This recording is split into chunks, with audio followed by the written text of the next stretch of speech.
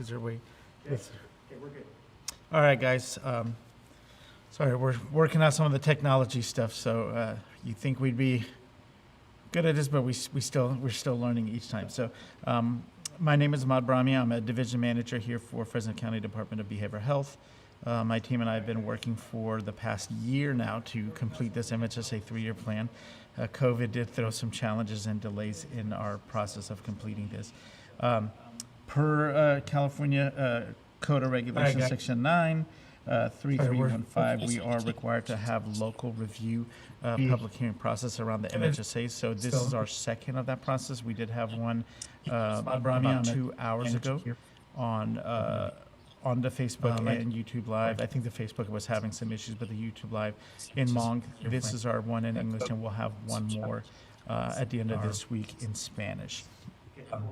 Per California Code of Regulations, Section 9, 335, we are required to have local review public hearing process around the MHSA. If at all possible, Brian said if we can have you mute the video feed on that end, because I think it's creating a feedback.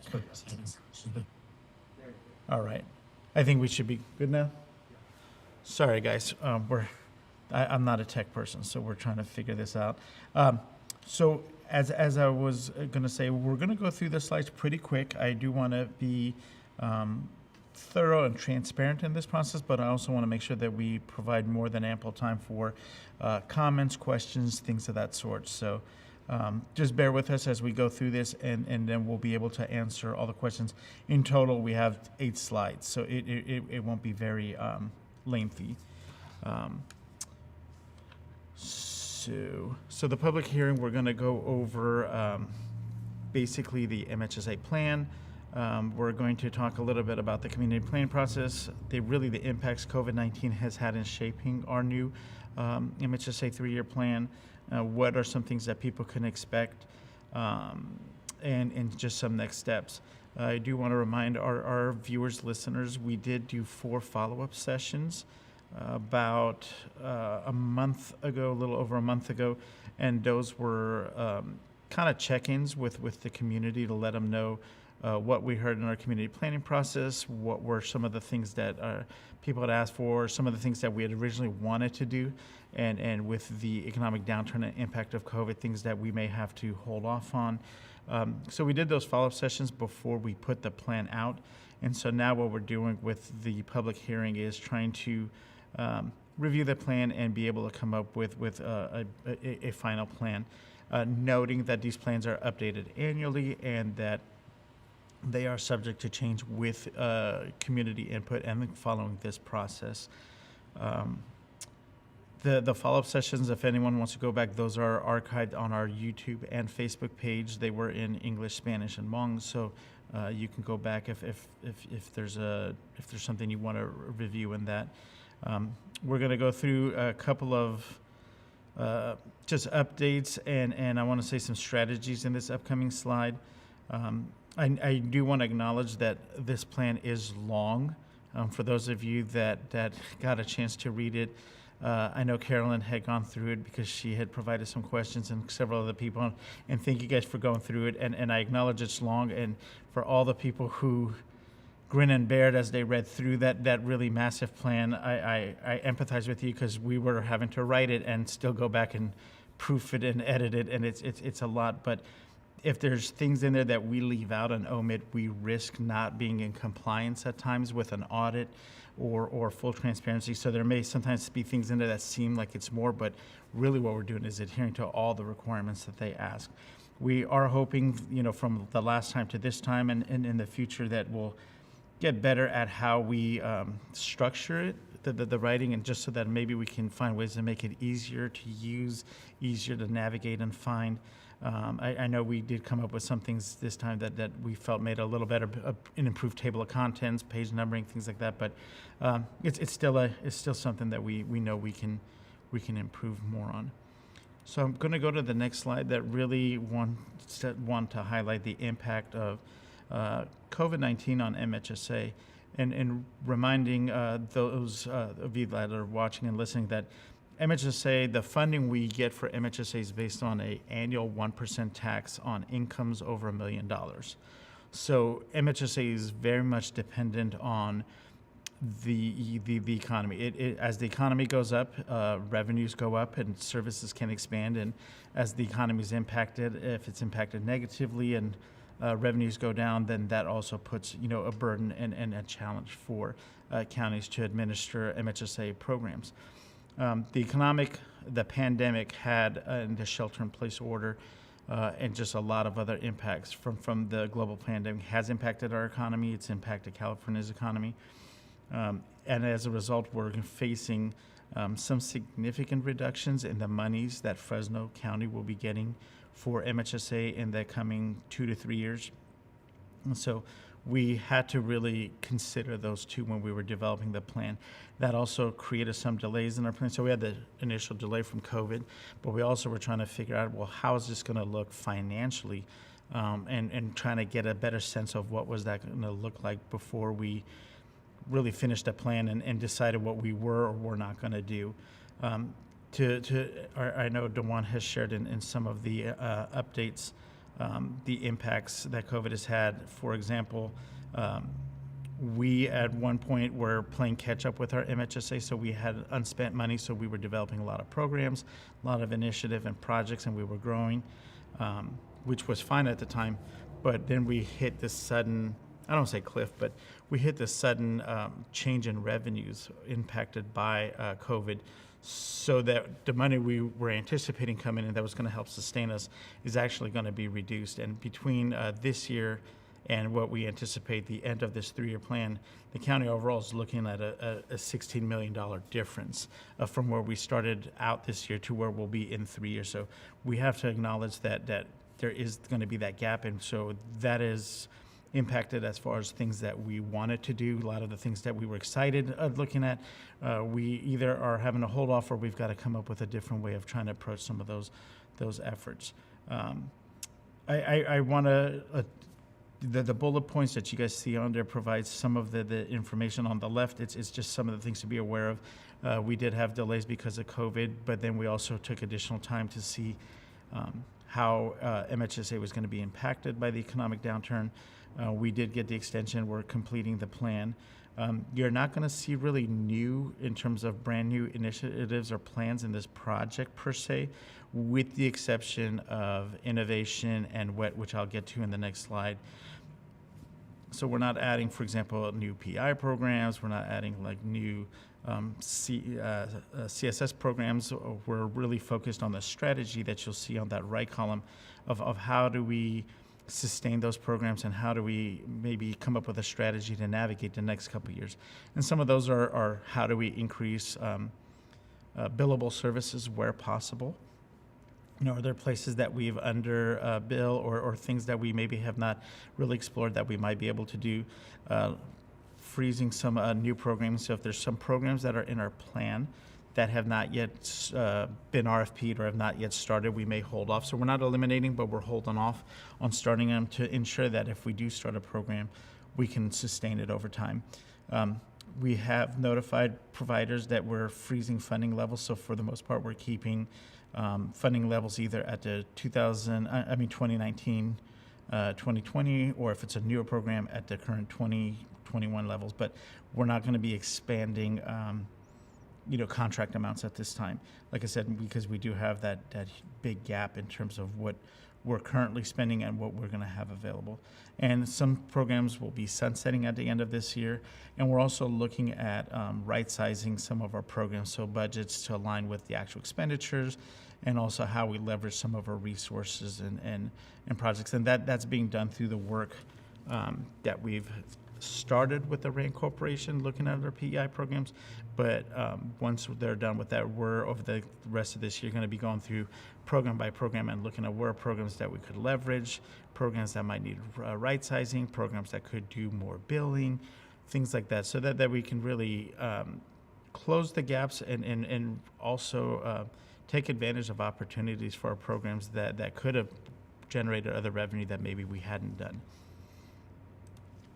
Just let them know there's a 10-second gap between the slides. It's a 10-second Okay.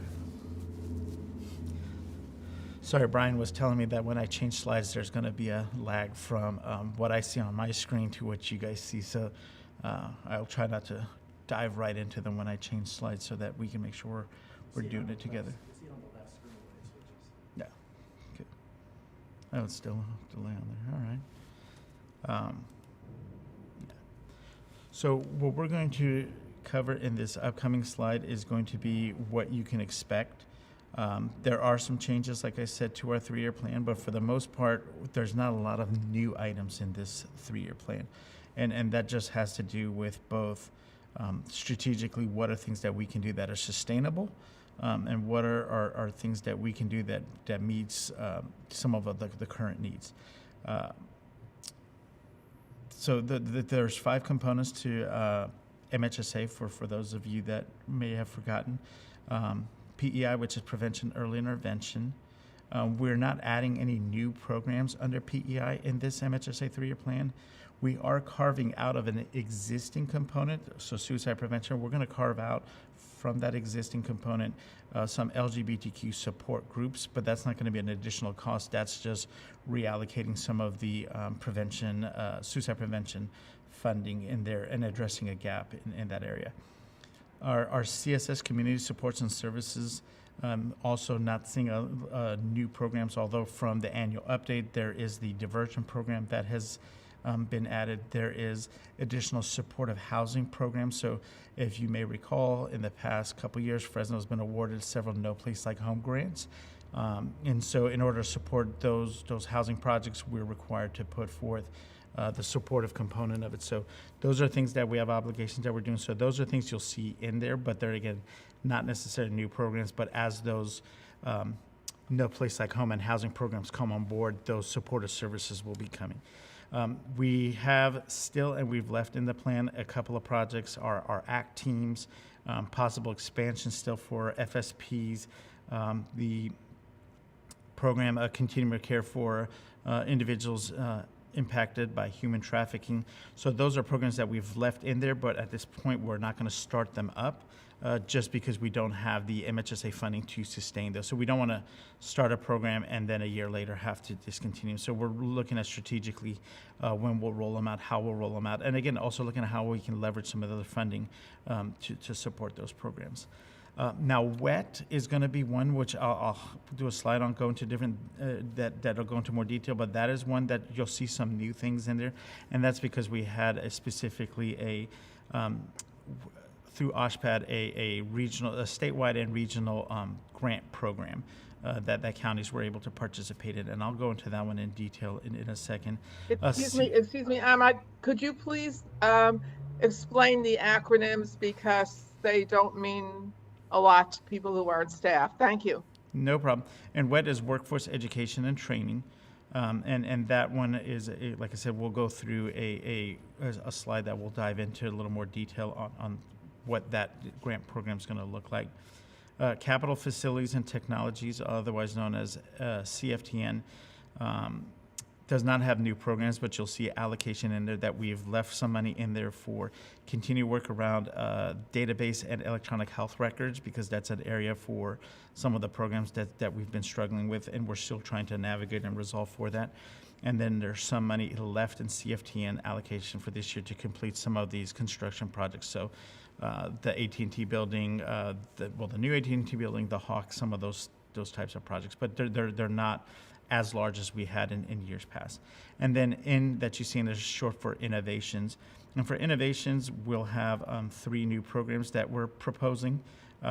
Actually 3 new ones that we hope to work on this year, and 2 additional ones that we hope will basically be able to move forward during this 3-year plan. You'll see I have that, what did we say, Brian? It was a hexagon? Yes. Okay, hexagon. I believe that's the proper shape. And then that says categorical funding. So when I wanted to make sure that people understand that with each component and within MHSA, you do have categorical funding. So if someone was wondering, well, why are you not adding PEI programs, but yet you're doing new programs in innovation, is because of the way the categorical funding is set. innovation funding can only be used on innovation. You know, we're not able to move money set aside for innovation into other components. Same thing like with the WET grant that we're going to be receiving. We have to use it for specific WET projects. We can't use it across the different components. So some of the things that we deal with are categorical, and there's percentages as far as what we have to utilize and things of that sort. Because of those reasons, like I said, you'll see some limited growth. This is an area that we'll probably be in for a year or two until we get a better sense of what the recovery will look like, and then we can know if we'll be able to start rolling out some of the programs that we have in this plan that are remaining in this plan. After careful consideration, looking at working with some evaluation data, looking at what was going to be available financially, looking at how we can maybe leverage and maximize existing programs. These are the programs that are being put forth to sunset. So a couple of them are our existing programs in terms of programs that are operational. There are a few that are programs that were in the plan but were never implemented. The first one that's going to be sunsetting is the integrated mental health services at primary care clinics. The PEI component, there is a CSS component, but this is the PEI component. And this one is after speaking with the current provider, they said that they had not utilized the program in almost a year and a half, had not been able to fill positions. So that was one of the things we were looking at need. We were looking at the providers being federally qualified health clinics that are able to utilize other funding sources. And MHSA is supposed to be usually the funding of last resort. So there would have been other funding sources if this service was needed. And the provider said that, you know, if those needs did arise, they would be able to address them. So it was a way for us to take a program out of our plan that's not being utilized and ensure we don't have funds tied to a program that's not delivering services. Wellness integration and navigation support for expecting families is a program that was in our PEI that just didn't come to fruition. Initially was put in there to address that gap for expecting families and provide some health care and mental health linkage. But from the time that this was put into our plan to when it came to looking about operating and implementing this program, other programs through healthcare providers, through public health, through other initiatives had really closed the gap. And so in this case, to have moved forward with that plan would have been duplicating some services. Again, MHSA being the funding of last resort, but also at a time when we're wanting to run leaner, it didn't make sense to duplicate that program. Family-focused prevention services. This was a program that started out with several providers, and over the years, it's dwindled down to one provider. It's not a very large contract, but it's a program that is doing more SUD prevention with families and parents. And so upon looking at this and looking at what's going to be our new SUD prevention plan, we felt that the work that's being conducted here could actually be done with our SUD prevention providers. And so we would be able to do a more effective job with this particular effort in that plan and also free up some of the work here again. So we're not duplicating efforts. The community gardens is another one that's scheduled to sunset. This program was extended for another year. So in this year, and that was to allow us to do a second evaluation of this program. That program has been evaluated independently 2 different times, and it has found that there's been a lot of lacking data, and it's not a fault of any of our providers or anyone, but it had to do with just how the program was designed when it was designed. The evaluation stated, needing greater data, more structures, changes to how the program was going to be done. In the past year, we tried to collect some additional data so a second evaluation could be done. And again, we just didn't have the data necessary to do a thorough evaluation. And so the recommendation was to sunset that program at the end of this year. But the county does have a commitment to, in the future, coming back and exploring an actual therapeutic garden that could address some of the needs, and that would be a redesign. But at this point, again, not having the revenues to start new programs, it just wouldn't make sense to try to redesign and start a new program, but we do have an opportunity to look at that in the future. And the other one was the intensive transition teams, which was a CSS program. So intensive transition teams, for those of you guys that have been around, was originally proposed in the last 3-year plan as an innovation plan. For a variety of reasons, it was just not going to fit and work as the innovations. Some of it had to do with legislation. Some of it had to do with other counties already developing similar activities. And so we had looked at putting it into the CSS component so it could move forward. However, it's not yet been implemented. And again, with limitations that we have in revenues and plannings, it was a project that we felt we needed to take out at this time. But we also are looking at a couple other programs that could potentially address that. So we now have the diversion program that we hope will be able to address it. We do have the AB 109 FSPs. We are looking at a justice map, several other things, the supervised overnight stay program that's still existing that may be able to address some of those things. And same thing with the community gardens. We still have the CBANS program, which is the culturally based navigation services. And we also have potentially several new culturally specific programs that will be coming up as innovation, which I'll cover here shortly. I am going to try to get through this, like I said, to allow for as much time for public comment as possible. A couple of key new items that you'll see on the next slide is around the innovation. So just wanted to make a note with our innovation plans. Those are one-time funding, so innovation projects are 3 to 5 years, and then after that, if counties continue those innovation projects, they have to find other ways of funding them. So one of the things that we're looking at with these innovation programs is keeping them more, I don't want to say small, but manageable, so that if they prove to be effective, they prove to meet our needs, they would be things that could continue to be sustained. And we're investing in the evaluation component of these as well to really understand with a lot of our innovation programs, are they doing in fact what we hope for them to do? On these 3 particular projects, 2 of the 3 were existing projects, so they're not really new, but they were in different components. They were different in different components. So the suicide follow-up call program was something that came out of our suicide prevention plan.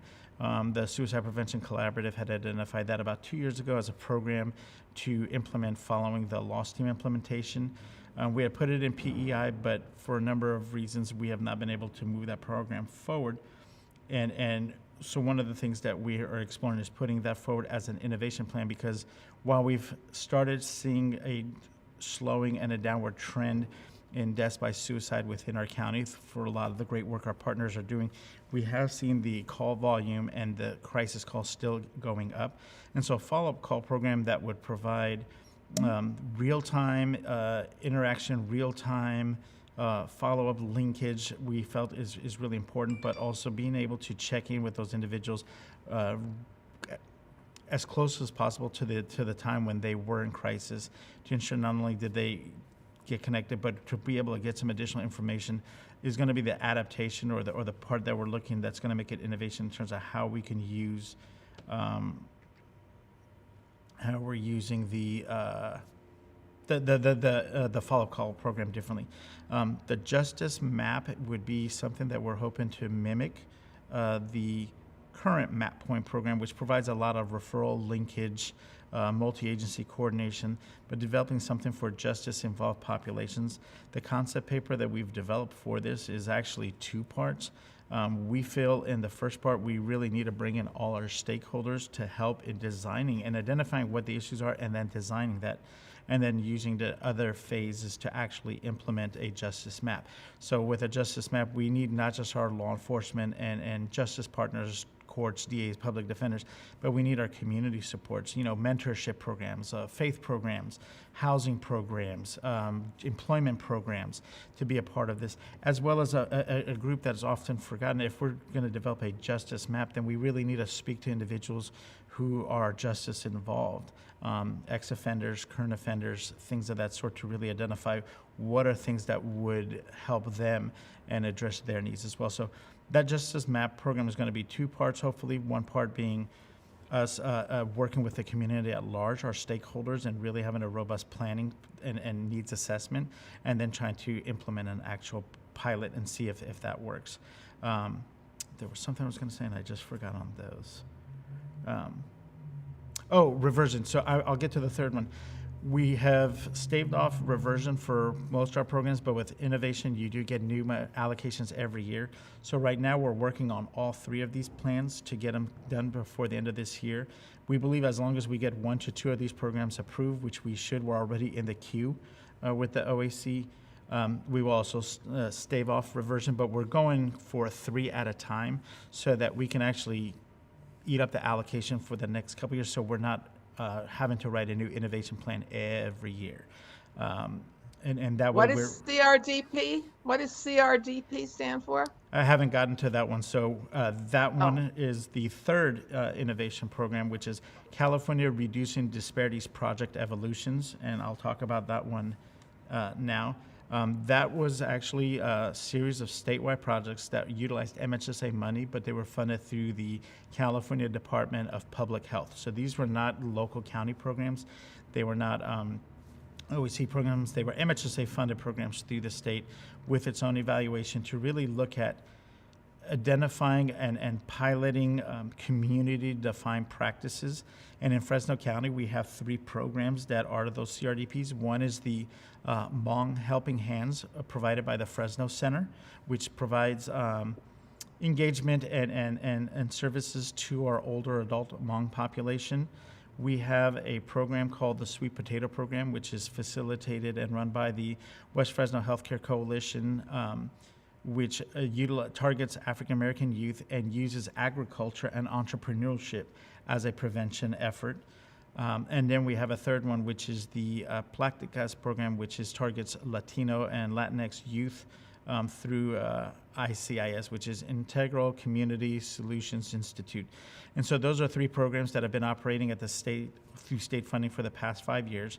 Their funding is set to sunset, and there has been a lot of interest statewide in terms of how we can support community-defined pilot programs that are really, for lack of a better term, non-traditional, taking some non-traditional approaches. And so we have put forth the idea to the OAC of funding these programs as innovation, but the innovation part being how do we work with both the providers and the communities that they serve in terms of doing adaptations to those programs to make them align better with MHSA PEI specifically for possible funding in the future without really changing those programs. Because we can go in and adapt the program, but by adapting it, could we change the integrity and what was originally envisioned by the community? So it's how do we do the adaptation without spoiling the program, I guess would be the way to say it. We're almost done with this. The WET, which is the Workforce Education and Training, is going to be the next slide. That was one of the other ones where I had mentioned we will have some new funding. Those came specifically through a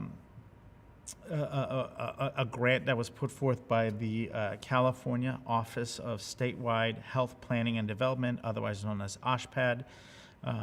They're providing funding for counties by regions for up to 5 years to participate in several workforce education and training type projects. The grant requirement was that counties would have to put up a match, and then they would get that money and some additional revenues back. So the match for Fresno was for us to put up $330,000. And as a result of that, Fresno would be able to access $600,000. But you're accessing the $600,000 plus that $300,000. So in reality, we would be getting about $990,000 over 5 years to do some specific WET projects. Now, the state had categories that you could choose to participate in, and these were the ones that, based on the needs assessments that Fresno had developed in its WET plan, which was looking at career pathways. How do we engage more people to pursue careers in mental health and in behavioral health broadly? As you may recall, the Central Valley is in a mental health shortage area, so having qualified providers is sometimes a challenge, and this can range from all the way up on the high, I don't say high end, on the most schooling required, which might be like a psychiatrist, all the way to being able to certify now peers through and peer support, case managers, nurses, lot of different career options. So the career pathways is really how can we locally promote more careers in the mental health field, and specifically how do we create and promote careers for bilingual individuals, bicultural individuals, so that our workforce starts to represent and look more like the communities we serve, and make sure that we get more diversification in our workforce. The other projects that what funding will go to is for scholarships, providing scholarships for individuals who are going into identified behavioral health careers, and then loan repayment programs for individuals who have completed their schooling and are working in our system of care. So these opportunities will not be limited to county employees, but people working in our system of care. So a lot of our contracted providers and partner agencies will also be able to have individuals benefit from this. So that's, a kind of a quick rundown of those. A couple of next steps. We are working on, continuing to work on, when I say revisions, it's format, it's catching typos, it's making corrections to our plan, plus being able to incorporate into a public comment section of the plan all the questions and responses and comments that come in. What you won't see is a different plan once we complete the revision. So what has been posted is what you're going to be still getting. We're not going to go change the plan, but what we will be doing is you'll see a lot of the typos that if you read it, as I've read it, I don't know how many times, and every time I read it, I find all kinds of new gems and goodies, like that doesn't make any sense, or why is that word there? What did autocorrect change it to? So we'll be focused on those, but the content of the plan will not change. We will add those comments. We're going to add the responses. If there's things that we need to clarify, we'll do those, but we won't, like I said, change the overall body of what the plan is. We'll have our board hopefully be able to, as part of their meeting, or as part of this hearing, approve the plan or the draft of the plan. We do have one more hearing scheduled for Friday in Spanish, and then we will start the process of having this to our Board of Supervisors, and then on to both DHS and the OAC, where we'll have a final plan. But I'm going to just let you guys know, I think within a month or two of us doing that, we're going to turn around and then start working on the annual update for the next year. So it's kind of a, and I see Carolyn smiling, it's kind of a never-ending, I don't want to say game, because games are fun. It's just a never-ending process that we're constantly writing and updating and rewriting. But this plan will give us a new plan that we can work off. And like I said, we can always be in annual updates updated, but we'll have spending authority to be able to do some of the projects that we've wanted to do or doing. I don't think there's a lot of changes in there because of the new, but some of those housing type of projects in there. And then the last slide, and then we'll open it up. It was reversed on the web address, right? Yeah. So we didn't fix the slide, but if you have questions or comments outside of today, we're going to be trying to look at all of our different Facebook and YouTube and here on WebEx and everywhere else that we're getting questions and comments, and try to get through as many of them as we can. People will also be able to submit questions or comments via email. So MHSA@fresnoca.gov is a place where you can submit the email, and questions, comments will be included in our comment section. And then if you want more information, if you go to www.fresnomhsa, so reverse what's on your screen, .com, you'll find the plans, all of the related MHSA info, as well as comment cards or things like that.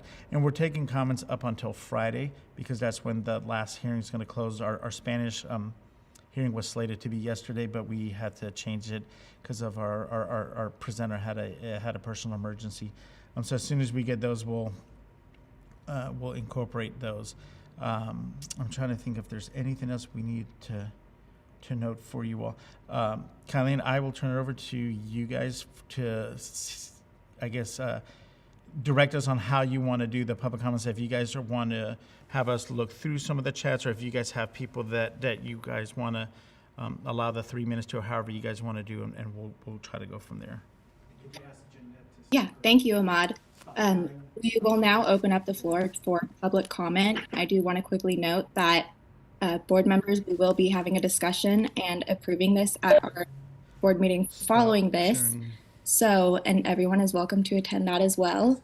But if the public has any comments, if you use the chat box, and then Ahmad, we don't have access, or at least I don't have access to the chat boxes in for Facebook or YouTube. So if you could filter through and announce any of those comments, Absolutely. that would be beneficial. Jeanette, real quick, Brian asked if you could stop sharing the screen. Yeah, that way we'll get more people in there. And yeah, we'll go through both of these if we can. There was...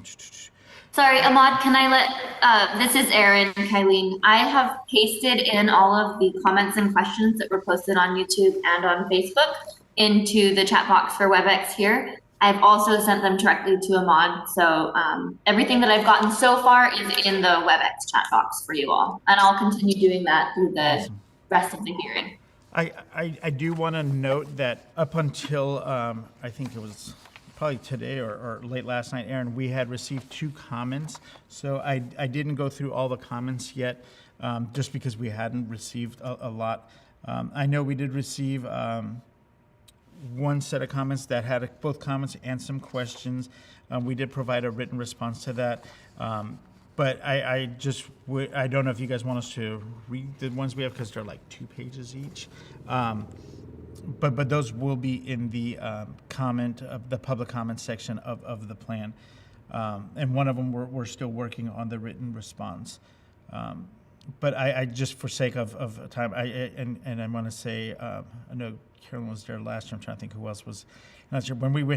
I think one year we went through the trying to read all the comments, and I think we were like 40 minutes into reading a lot of the notes. So I defer to the board in terms of how they do, if they want us to kind of go through the questions that are in the chat, and then if so, come back to kind of note the comments we received, or what would be the best way that you guys want us to do this, because I want to be cognizant of time also.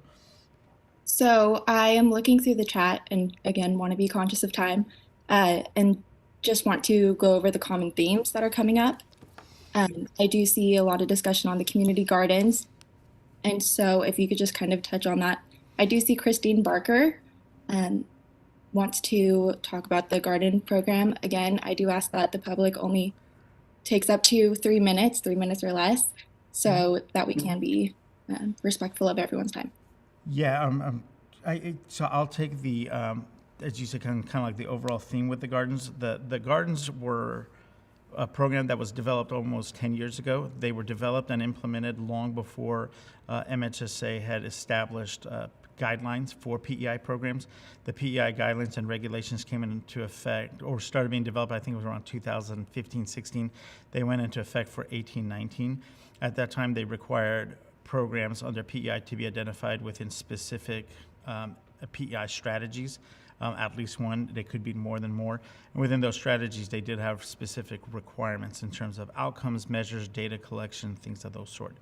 In the first evaluation that was done about 2.5 years ago by Fresno Metro Ministries, it noted that the challenge in the design was that we did have multiple providers that were offering the community gardens, and there was really no standardization, so everyone was doing a little different. So it really became difficult to see and understand, well, which programs are measuring what, or what when mental health is being done, like what does that constitute from one to the other.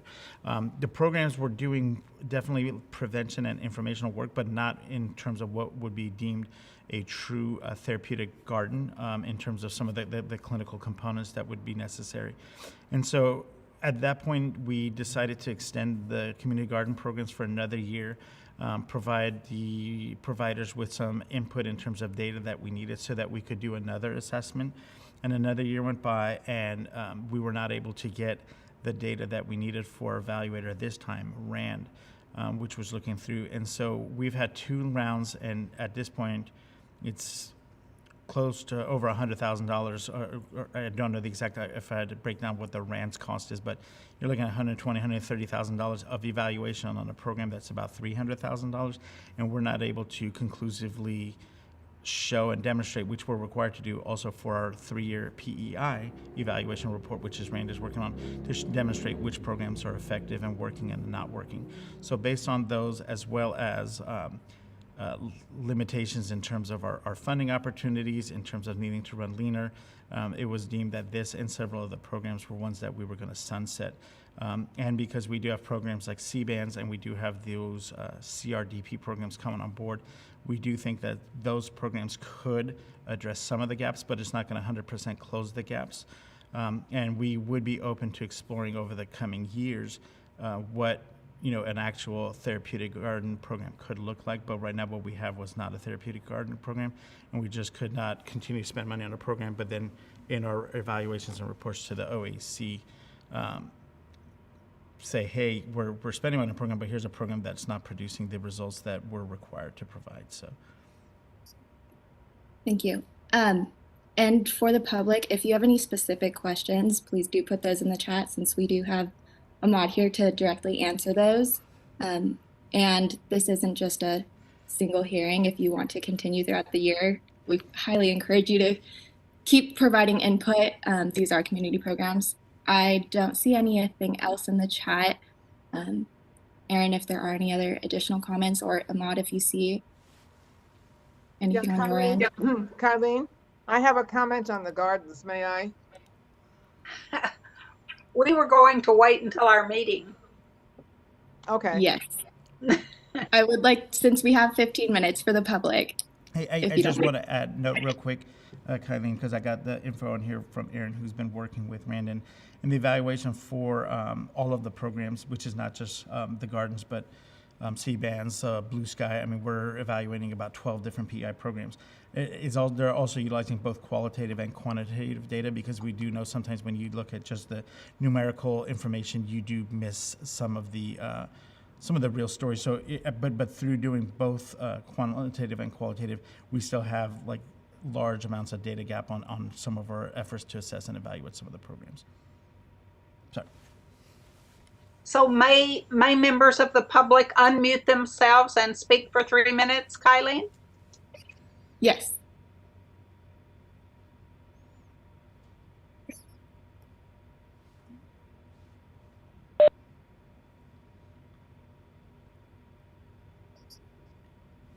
Do any of the members of the public have any open comments?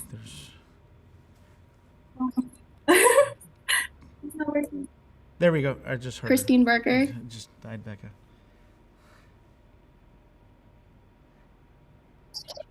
Oh, go ahead. Do we have to unmute you? Yeah, she came on and Can you hear me now? Yes.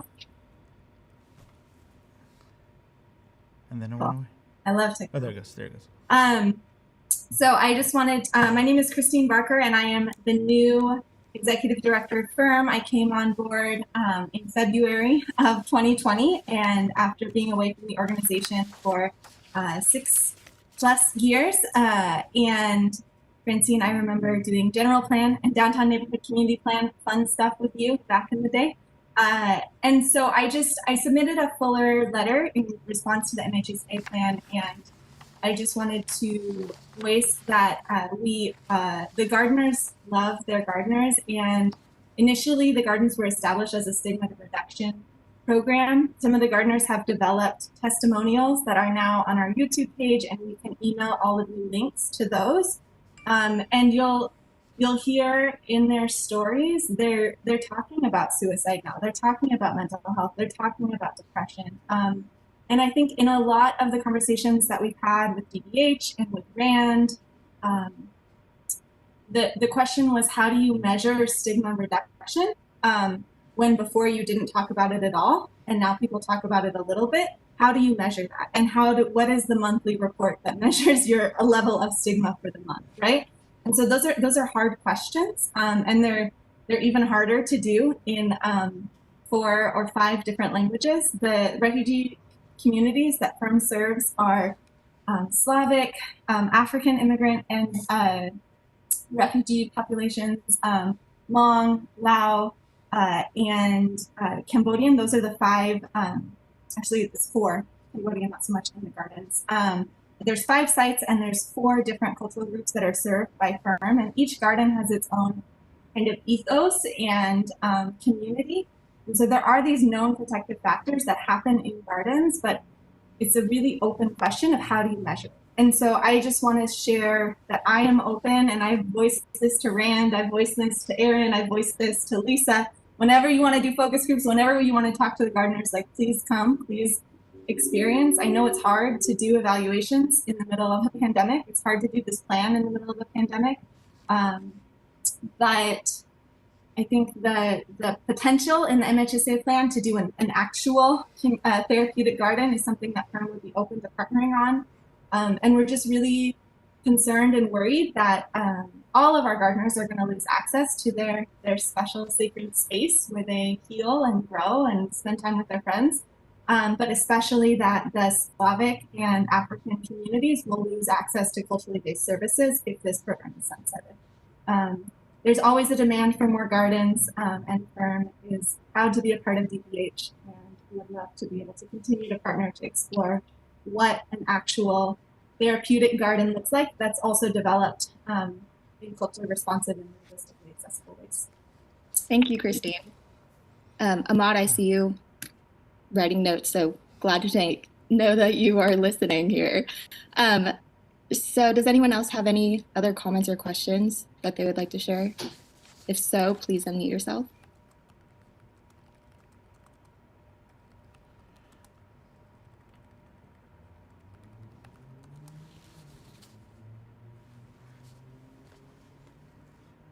I can tell you, this is a practice in multitasking. Erin, I'm any trying to look updates in the chats? I have not seen anything new yet. Oh wait, sorry. There is one more here from YouTube. The comment says lack of resources, housing, and advocacy is a concern and issues in our underserved community, especially in the Southeast community. I will put that in the chat box for our visual people like me. Yeah, I mean, when we did these, when we did our community planning process, we did 21 public forums. We interviewed 21 different community stakeholders, and our stakeholders, we made sure we're not all from within our system of care behavioral health. We wanted to get that outside perspective. I remember speaking with one elected official whose comment was, "I know nothing about mental health," and I go, "Perfect. That's who we want to talk to." We wanted to get different perspectives. So we went to our rural communities. We did host two community forums in Southeast Fresno, actually with the Holistic Wellness Center and with the Fresno Center. We know that resource and housing is an ongoing challenge. I mean, we see that all the time, and so that was some of the past reasons that we had pursued some of those No Place Like Home type of fundings and grant to be able to create a permanent supportive housing for the individuals we serve, and now we're going to be providing the supportive components to those through some RFPs and through other coordination and agreements. So we know there's a lot of underserved communities in Fresno. We try to do the best we can to get as much input, and as Christine noted, I mean, she and her organization work with some really specific subsets that may not have been able to participate, but we definitely will continue doing these. And in addition to these community forums, we've done 2 rounds of separate, market research and feedback session type groups with different populations as well to really get some additional insights and inform our efforts. So we acknowledge those. We do not have an infinite amount of resources when it comes to MHSA. It is a limited, and unfortunately the impact of the global pandemic is putting us, like I said, a $14 million gap between from where we were ended June 30th of last year to where we're potentially going to find ourselves in 2.5 years. So we're looking at what are the needs, what are things that we can support, what are things that we can leverage, and that was one of the understanding that there are going to be gaps. We do have other programs that are under evaluation, so without those completing and some that'll come up for RFPs, I don't want to put out information ahead of time, but we're looking at designs on pretty much all of our programs and services, and we're going to be going through, as I'd mentioned in one of the earlier sites, at one point program by program, we're just looking at like, hey, are we leveraging everything we can here. If not, let's do that. Dewan has shared before that, the only revenue stream that as a county we can kind of continue to grow is that Medi-Cal or that FFP, that billable service. That's the one thing that it's not kind of capped that we can try to look at. And so in some of our programs where we haven't needed to, we want to look at, is there, I'll use Christine's example. Is there work, for example, that a garden is doing that one part of it might be something that could in the future be billable? Well, then, let's look at, could we do that? And does that offset the cost, slightly? So we're looking at those. We acknowledge that there are a lot of gaps, and MHSA was intended to close those gaps. And at times with some of our planning in the past, we have maybe utilized MHSA more as the bricks in the building versus the mortar. And so it's more of how do we now sustain, those efforts. So we saw this about a decade ago when we experienced the last economic downturn. At that time, MHSA and a lot of the programs were new, so we didn't feel that immediate impact. But this is something that I can tell you that for probably like 4 or 5 years, I've been kind of cringing, going, hey, at some point the economy is going to eventually take a dip. It's going to come down. When is it going to do, and for how long, and how strong will it be? In none of my models in my head was it going to be a global pandemic that would impact us. But what we're really trying to do, like I said, is be strategic in what we can do to ride this out the best we can. And come out on the other end, but also, not losing sight of what are our service needs and gaps in our system, and when and where possible do that. But really right now, I think it's going to be more of how can we leverage, I mentioned the family focused prevention, can we do that same work with our SUD prevention, plan and dollars, and does it make sense to do that there and not tie up maybe, a program that requires a lot of outcomes if you're doing it for PEI versus like with an SUD. So, but I'm going to stop. I don't think, Is there anyone else on the call that would like to unmute themselves and make a comment or have any questions?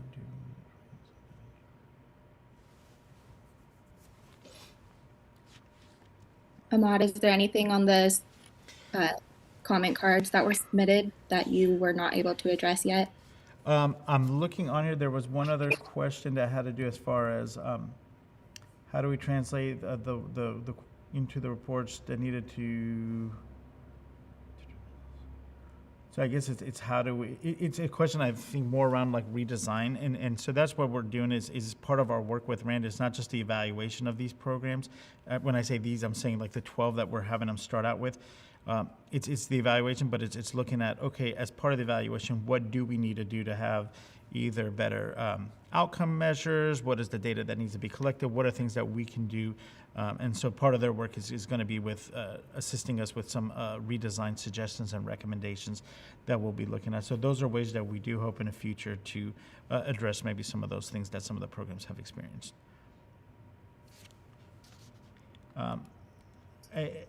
I'm looking on this one. I don't see any more here.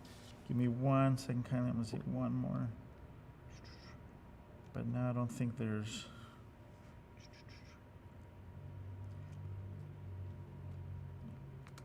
Why is this not working? Yeah, most are comments, but not really questions. So. Okay, well, I do see that there's 45 participants just on the WebEx call alone. So I'm sure one of you would like to make a comment or question.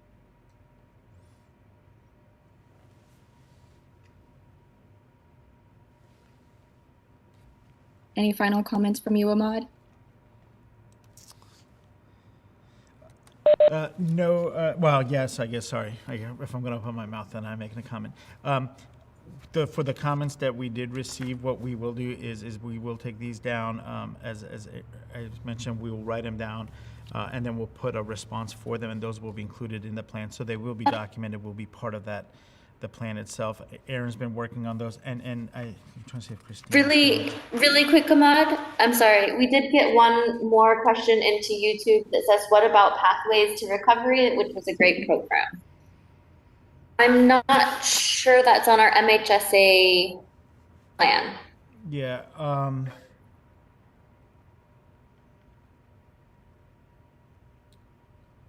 Unfortunately, we in behavioral health we get a lot of programs with similar names, so you have to kind of try to decipher which one is which. I see Carolyn smiling because she's also seen someone like, wait, which one is this? What are we talking about? And so that's also something to improve on. We have a couple of programs with path or pathways in the names. None of them are being impacted with what we're doing with this MHSA plan, because there's a pathways that's a substance use that's not funded through this. There is a homeless outreach program that utilizes some MHSA funds as a grant match. Under the WET that we covered today, there is the career pathways that we're looking at doing, which is a new initiative that will be trying to support and diversify our behavioral health workforce. But to Aaron's point, I don't believe we have one that is specific in our MHSA that is being impacted at this time. And then in the last 2 minutes, I think, or Kylie, I'm going to let you decide on this, but we do have another YouTube comment or question that says, will community partners be able to take part in redesigning the programs? So with some of the programs, they're going to be the key part. So some of the innovation programs, for example, those are going to really require having our stakeholders involved in that. We do program development meetings. I think one of the things that we learned in doing our last couple innovation programs is it really makes sense to work with our community and getting input on that, because there's a lot of times things that we are maybe working on, but we don't have the perspective. We don't have really the insight. We don't have the expertise, right? And so we have tried to, whenever possible, talk to our community partners. And so when we're going to look at designing programs and to be able to put them forth, whether they're new programs or modifying programs, where possible, we'll try to get community input. I say where possible because there may be instances to where if you have a project that might be going out for RFP, how much information can you have to the public ahead of time? Does it give maybe one potential vendor, more, what is the word I'm looking for? An unfair advantage, like, hey, I was part of designing that, so I know the ins and outs.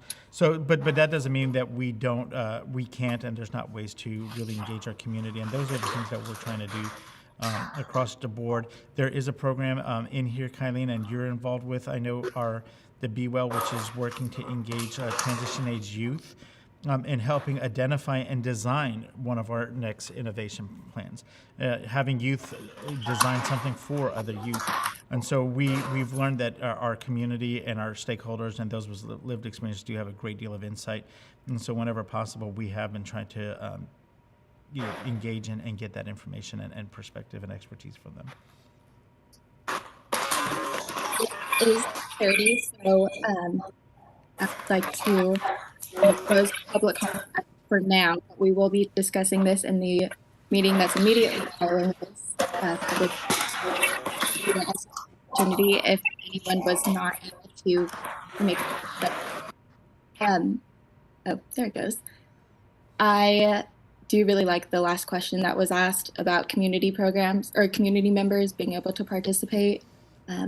There are a lot of opportunities throughout the year, it sounds like, that will be available by the department. So if you follow them on social media, I believe they will be promoting those events. They should be promoting those events. And please continue to be engaged with those programs and improving them. Before we end, just any final comments? Okay, well, thank you all for attending. And the public hearing is hereby concluded, but we are moving into our regular Behavioral Health Board meeting, which I encourage all of you to stay on for. So I thought about giving everyone a break right now.